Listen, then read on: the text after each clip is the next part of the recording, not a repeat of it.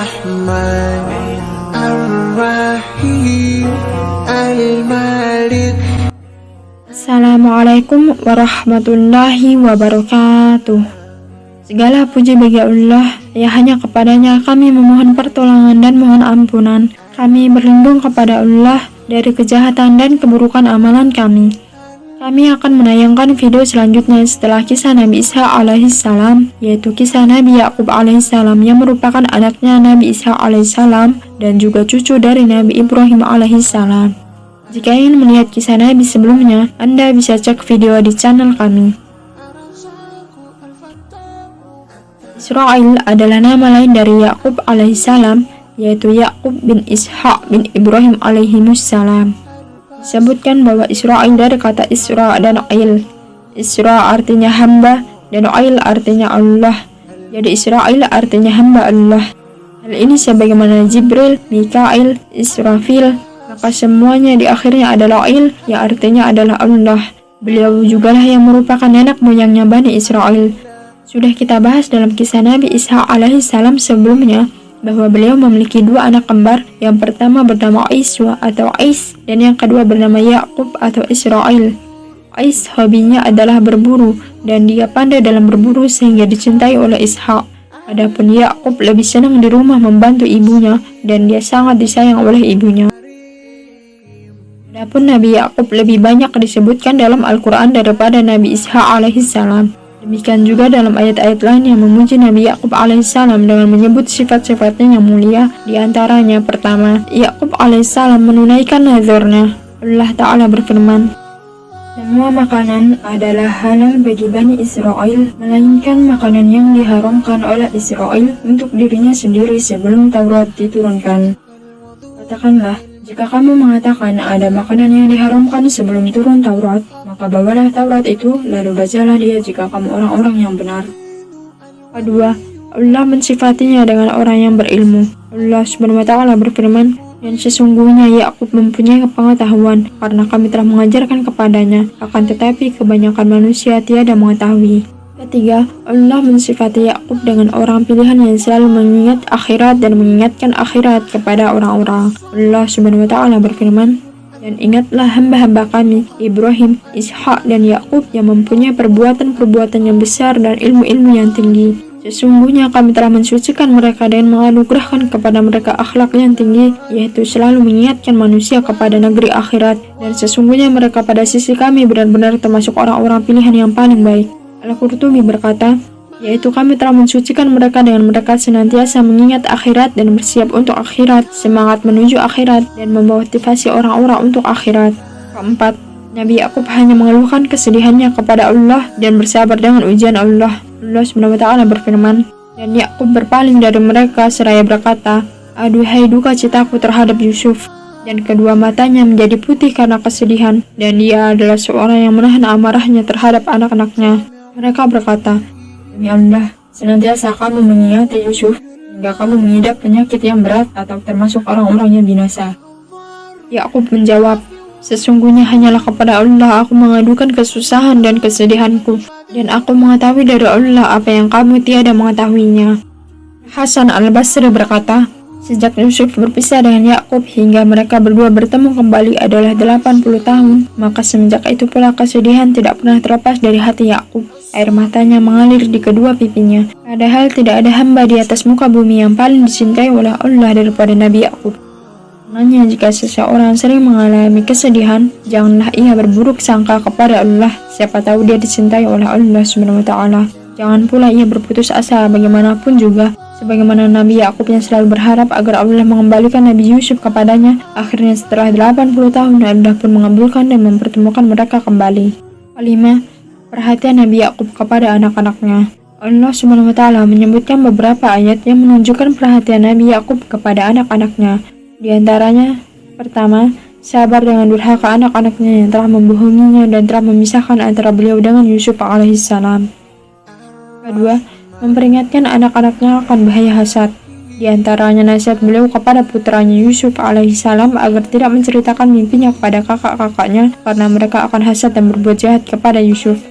Nabi Yakub alaihissalam berkata, Hai anakku, janganlah kamu ceritakan mimpimu itu kepada saudara-saudaramu, maka mereka membuat makar untuk membinasakanmu. Sesungguhnya syaitan itu adalah musuh yang nyata bagi manusia. Demikian juga beliau menasihati anak-anaknya hendak masuk ke negeri Mesir agar tidak masuk bersama-sama melewati satu pintu, akan tetapi agar mereka berpencar dan masuk dari pintu yang berlainan. Hal ini tidak lain agar anak-anaknya tidak terkena keburukan ain dari orang-orang yang melihat mereka.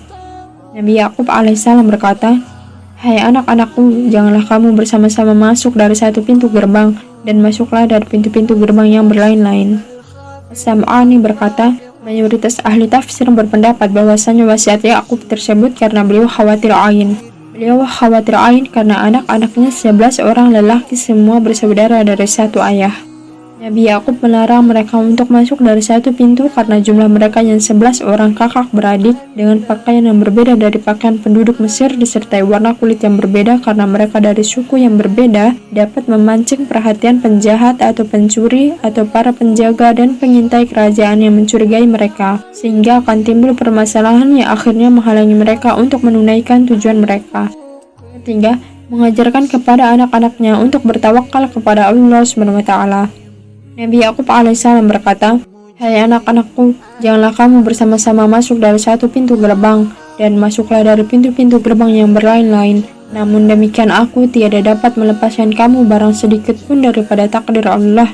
Putusan menetapkan sesuatu hanyalah hak Allah, kepadanya lah aku bertawakal, dan hendaklah kepadanya saja orang-orang yang bertawakal berserah diri." Yaitu Nabi Yakub menyuruh anak-anaknya agar melakukan ikhtiar, yaitu dengan tidak beramai-ramai ketika masuk ke satu pintu, karena hal ini mengundang permasalahan. Tetapi setelah itu beliau mengingatkan agar mereka tidak berpatokan pada sebab ikhtiar tersebut, tetapi hendaknya hati mereka bertumpu kepada Allah. Itulah tawakal yang benar. Karenanya beliau berkata, "Keputusan menetapkan sesuatu hanyalah hak Allah, kepadanya lah aku bertawakal, dan hendaklah kepadanya saja orang-orang yang bertawakal berserah diri." Keempat, mengajarkan anak-anaknya untuk tidak berputus asa dari rahmat Allah SWT. Nabi Yakub alaihissalam berkata kepada anak-anaknya, "Hai anak-anakku, pergilah kamu, maka carilah berita tentang Yusuf dan saudaranya, dan janganlah kamu berputus asa dari rahmat Allah. Sesungguhnya tiada berputus asa dari rahmat Allah melainkan kaum yang kafir." Kelima, berwasiat kepada anak-anaknya agar terus bertauhid dan agar mati di atas tauhid. Allah SWT berfirman, "Dan tidak ada yang benci kepada agama Ibrahim melainkan orang yang memperbodoh dirinya sendiri, dan sungguh kami telah memilihnya di dunia, dan sesungguhnya dia di akhirat benar-benar termasuk orang-orang yang saleh." Jika Tuhannya berfirman kepadanya, "Tunduk patuhlah," Ibrahim menjawab, "Aku tunduk patuh kepada Tuhan semesta alam." Dan Ibrahim telah mewasiatkan ucapan itu kepada anak-anaknya. Demikian pula kepada Yakub, Ibrahim berkata, "Hai anak-anakku, sesungguhnya Allah telah memilih agama ini bagimu, maka janganlah kamu mati kecuali dalam memeluk agama Islam."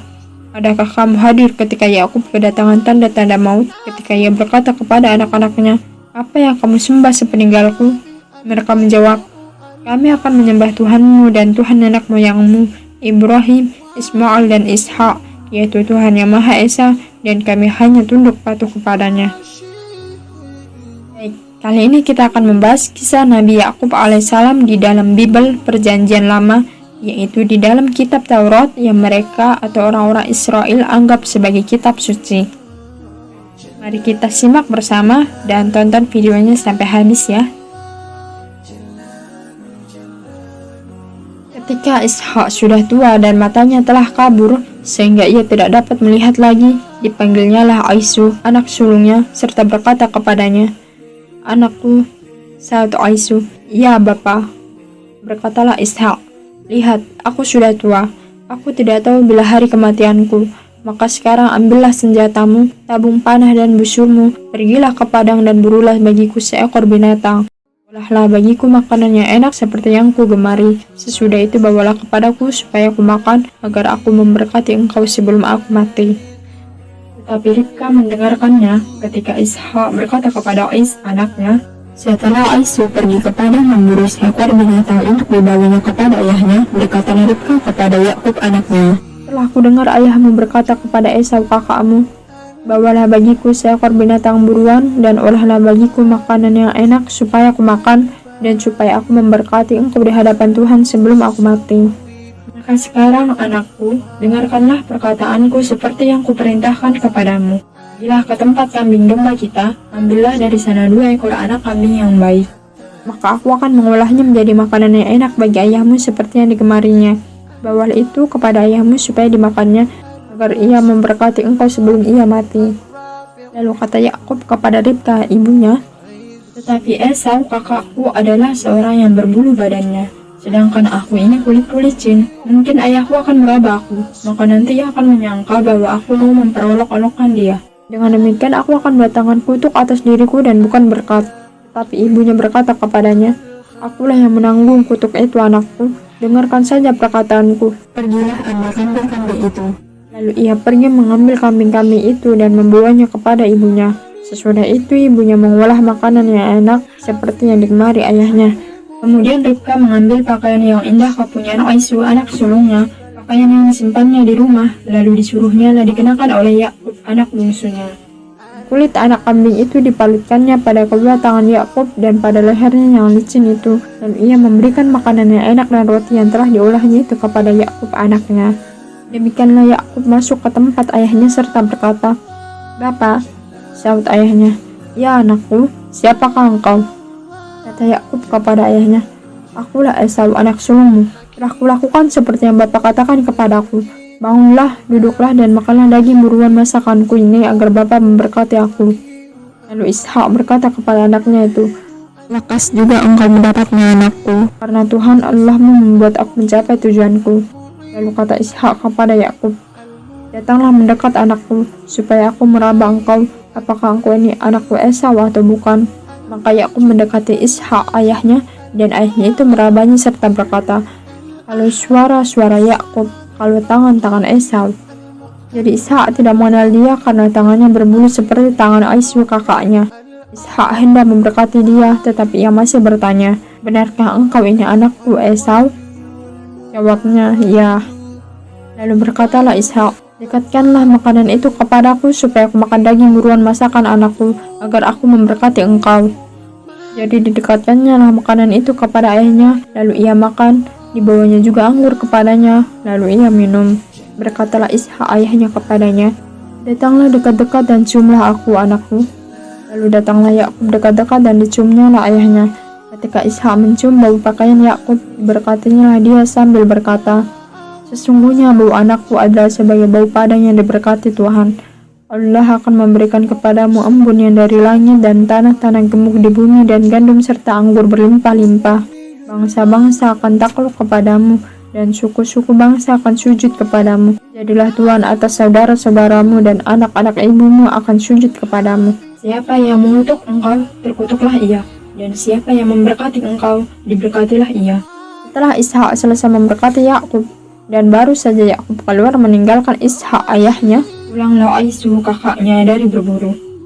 Ia juga menyediakan makanan yang enak lalu membawanya kepada ayahnya. Katanya kepada ayahnya, "Bapa, bangunlah dan makan daging buruan masakan anakmu agar engkau memberkati aku." Tapi kata Ishak ayahnya kepadanya, "Siapakah engkau ini?" Sahutnya, "Akulah anakmu, anak sulungmu Esau." Lalu terkejutlah Ishak dengan sangat serta berkata, "Siapakah gerangan dia yang memburu binatang itu dan yang telah membawanya kepadaku? Aku telah memakan semuanya sebelum engkau datang, dan telah memberkati dia, dan dia akan tetap orang yang diberkati." Sesudah Aisu mendengar perkataan ayahnya itu, merang-ranglah ia dengan sangat keras dalam kepedihan hatinya serta berkata kepada ayahnya, "Berkatilah aku ini juga ya Bapa." Jawab ayahnya, "Adikmu telah datang dengan tipu daya dan telah merampas berkat yang diberikan untukmu itu." Kata Aisu, "Bukankah tepat namanya Yakub, karena ia telah 2 kali menipu aku. Hak kesulunganku telah dirampasnya, dan sekarang dirampasnya pula berkat yang untukku." Lalu katanya, "Apakah Bapak tidak mempunyai berkat lain bagiku?"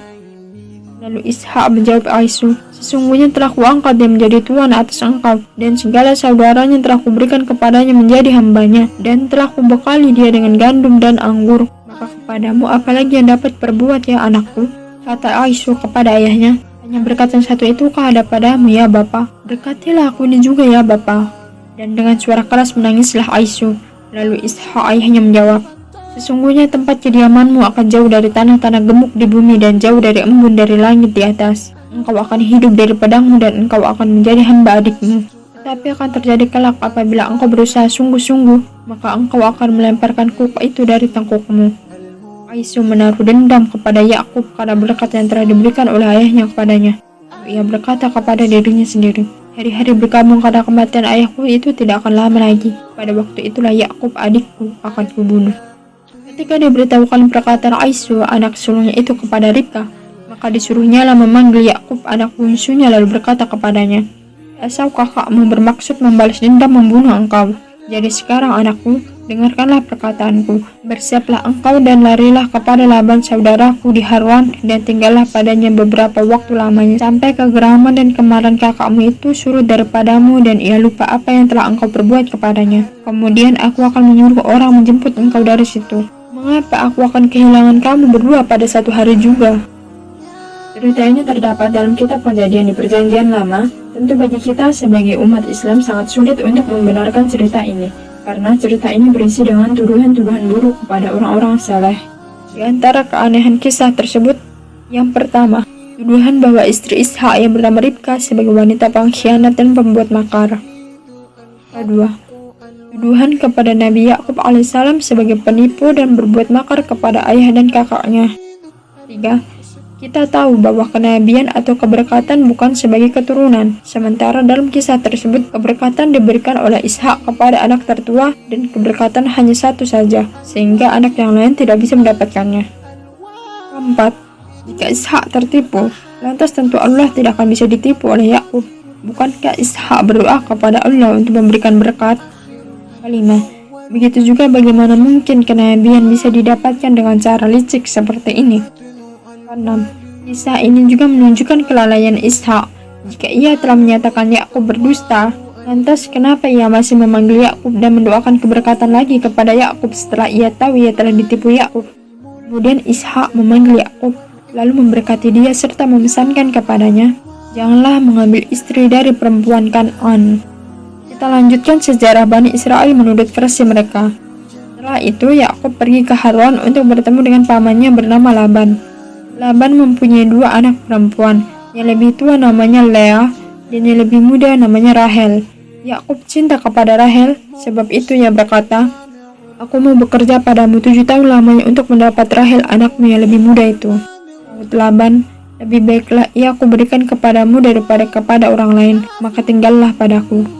Jadi bekerjalah Yakub 7 tahun lamanya untuk mendapat Rahel itu. Tetapi yang 7 tahun itu dianggapnya seperti beberapa hari saja karena cintanya kepada Rahel. Sesudah itu berkatalah Yakub kepada Laban, berikanlah kepadaku bakal istriku itu, sebab jangka waktuku telah genap, supaya aku akan kawin dengan dia. Lalu Laban mengundang semua orang di tempat itu dan mengadakan perjamuan. Tetapi pada waktu malam diambilnya Lea anaknya, lalu dibawanya kepada Yakub. Maka Yakub pun menghampiri dia. Lagi pula Laban memberikan Zilfa budak perempuannya kepada Lea anaknya itu.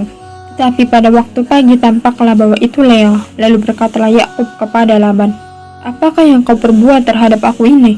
Bukankah untuk mendapat Rahel aku bekerja padamu? Mengapa engkau menipu aku? Jawab Laban, tidak biasa orang berbuat demikian di tempat kami ini, mengawinkan adiknya lebih dahulu daripada kakaknya. Genapilah dulu 7 hari perkawinanmu dengan anakku ini, kemudian anakku yang lain pun akan diberikan kepadamu sebagai upah, asal engkau bekerja pula padaku 7 tahun lagi. Maka Yakub berbuat demikian. Ia menggenapi ke-7 hari perkawinannya dengan Lea. Kemudian Laban memberikan kepadanya Rahel anaknya itu menjadi istrinya. Lagi Laban memberikan Bilha budaknya perempuan kepada Rahel anaknya itu. Yakub menghampiri Rahel juga, malah ia lebih cinta kepada Rahel daripada kepada Lea. Demikianlah ia bekerja pula pada Laban 7 tahun lagi. Dalam syariat mereka, menurut perjanjian lama, seseorang boleh menikahi dengan 2 wanita yang bersaudara. Nabi Yakub memiliki 2 istri kakak beradik. Yang pertama bernama Lea dan yang kedua bernama Rahil. Dalam pernikahan tersebut, Allah SWT menutup kekurangan Lea dan memberikannya karunia berupa melahirkan beberapa anak laki-laki dari Yakub. Hal ini membuat Rahil cemburu karena dia belum memberikan seorang anak setelah lama menikah dengan Yakub. Rahil mempunyai budak wanita bernama Bilha, sedangkan Lea memiliki budak wanita bernama Zilfa. Karena Rahil belum memberikan anak, akhirnya dia menghadiahkan budaknya kepada Yakub, dan Yakub pun menikahinya lalu memiliki anak dari Bilha. Dan Lea ternyata cemburu, maka dia pun memberikan budaknya yang bernama Zilfa kepada Yakub. Lalu Yakub menikahinya dan memiliki anak. Dan Disebutkan setelah sekian lama Rahil pun akhirnya melahirkan anak bernama Yusuf, dan setelah beberapa waktu lama akhirnya melahirkan lagi seorang anak yang bernama Binyamin. Maka Yakub memiliki anak dari 4 orang istrinya. Total anaknya ada 12 orang. Nama-nama anaknya adalah dari istri pertamanya yaitu Lea, anaknya adalah Ruben, Simon, Lewi, Yahuda, dan ini adalah asal nama Yahudi, Isakhor, dan Zabulan. Lalu anak-anak Rahil adalah Yusuf dan Binyamin. Kemudian anak-anak Bilha, budak wanitanya Rahil adalah Dan dan Naftali. Dan terakhir anak-anak dari Zilfa, budak wanitanya Lea adalah Gad dan Akhir. Inilah 12 orang putranya Yakub, dan semua Bani Israel Yahudi kembali kepada 12 orang ini. Oleh karenanya dinamakan dengan Bani Israel, yang artinya anak-anak lelakinya Israel, yaitu Yakub. Dari 12 orang inilah muncul 12 suku besar dari kelompok Yahudi, dan semua orang Yahudi bermuara kepada 12 orang putra Israel sehingga mereka disebut dengan Bani Israel. Intinya ini adalah literatur yang hanya kita dapatkan di Israiliyat Ahlul Kitab. Adapun dalam literatur Islam maka tidak disebutkan semua ini. Kan tetapi sebagian ulama menukilnya seperti Al-Hafidz Ibnu Katsir dalam kitabnya Qasasul Anbiya halaman 297-305, dan juga ulama-ulama lain dalam kitab-kitab tafsir mereka. Di antara keanehan dalam Bible disebutkan bahwa Yakub berkelahi dengan Allah. Berikut penukilannya. Pada malam itu Yakub bangun dan ia membawa kedua istrinya, kedua budak perempuannya, dan 11 anaknya, dan menyeberang di tempat penyeberangan sungai Yabok. Sesudah ia menyeberangkan mereka, ia menyeberangkan juga segala miliknya. Lalu tinggallah Yakub seorang diri. Seorang laki-laki bergulat dengan dia sampai fajar menyingsing. Ketika orang itu melihat bahwa ia tidak dapat mengalahkannya, ia memukul sendi pangkal paha Yakub, sehingga sendi pangkal paha itu terpelecok ketika ia bergulat dengan orang itu. Lalu kata orang itu, "Biarkanlah aku pergi, karena fajar telah menyingsing." Sahut Yakub, "Aku tidak akan membiarkan engkau pergi jika engkau tidak memberkati aku." Bertanyalah orang itu kepadanya, "Siapakah namamu?" Sahutnya Yakub. Lalu kata orang itu, "Namamu tidak akan disebutkan lagi Yakub, tetapi Israel, sebab engkau telah bergumul melawan Allah dan manusia, dan engkau menang." Bertanyalah Yakub, "Katakanlah juga namamu." Tetapi sahutnya, "Mengapa engkau menanyakan namaku?" Yakub menamai tempat itu Panil, sebab katanya, "Aku telah melihat Allah berhadapan muka, tetapi nyawaku tertolong." Lalu tampaklah kepadanya matahari terbit ketika ia telah melewati Panil, dan Yakub pincang karena pangkal pahanya. Itulah sebabnya sampai sekarang orang Israel tidak memakan daging yang menutupi sendi pangkal paha, karena dia telah memukul sendi pangkal paha Yakub pada otot pangkal pahanya. Sungguh menakjubkan kisah tersebut. Pertama, pada ayat-ayat sebelumnya disebutkan bagaimana seorang manusia, Yakub, yang ketakutan dibunuh oleh kakaknya Aisu. Lantas setelah itu disebutkan Yakub mampu bergulat melawan Allah, dan Yakublah yang menang. Ia hanya cedera pada sendi pangkal paha. Kedua, bagaimana Allah minta tolong kepada Yakub agar melepaskannya? Ketiga, kenapa pula alasan Allah untuk pergi karena fajar sudah menyingsing? Apakah Allah memiliki waktu-waktu kerja tertentu, atau Tuhan hanya diizinkan untuk turun ke bumi sampai fajar saja?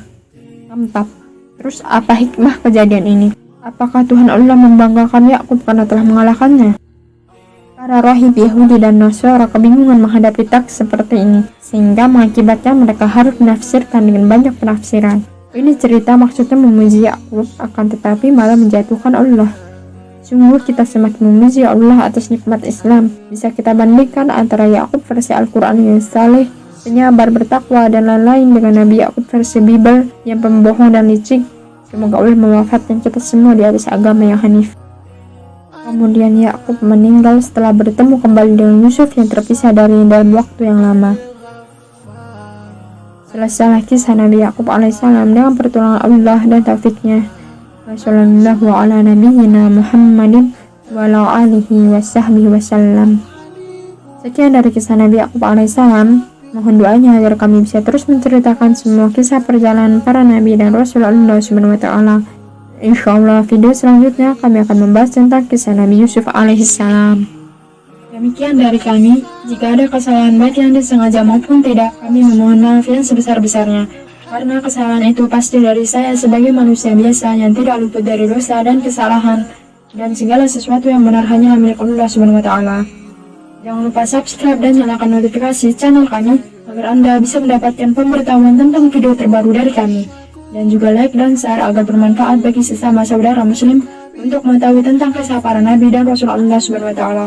Semoga Allah Subhanahu wa taala menjaga kita semua serta memudahkan segala urusan kita. Jazakumullahu khairan wa barakallahu fiikum. Assalamualaikum warahmatullahi wabarakatuh.